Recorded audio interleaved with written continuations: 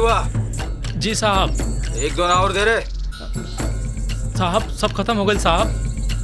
खत्म हो गई? जी साहब। और लबनिया में कहा रे? लवनिया में साहब गछवाई के पियाना ह इके ना दे रउआ जाए घरे हमहू जात बानी। धार नहीं तो सब लबनिया फोड़ दे। जी साहब। जी साहब। धार जल्दी।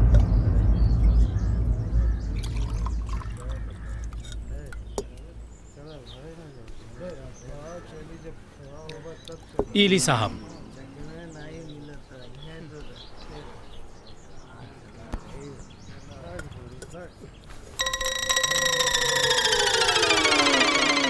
ए कलुआ,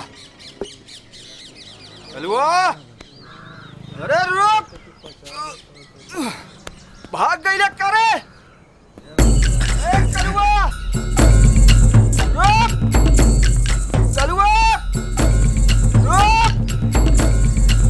ए कलुआ।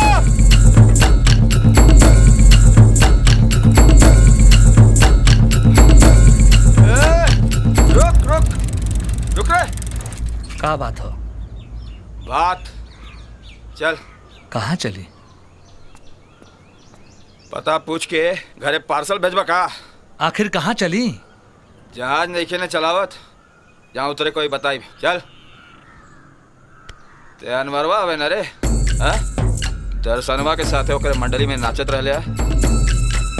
दर्शनवा का लइकिया पूरा गदरा गई। ए बाबू देखा, हमरा के चाहे दर्शन के चाहे जौन कहो, बाकी बिटिया के बारे में। तोर बेटी है का रे? हाँ। हाँ? दर्शनवा का बेटी तोर बेटी, तोर बेटी के हिम्मत की बेटी के बारे में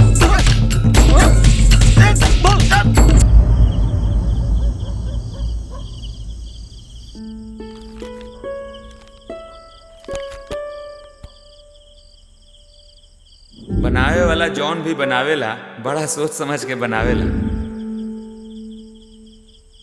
हम तहार सूरत ना देखत रहनी, हम तहार सुर लगौला में चेहरा के भाव देखत रहनी। बिना गीत के भाव में पहुँचले सही सुर ना लागेला।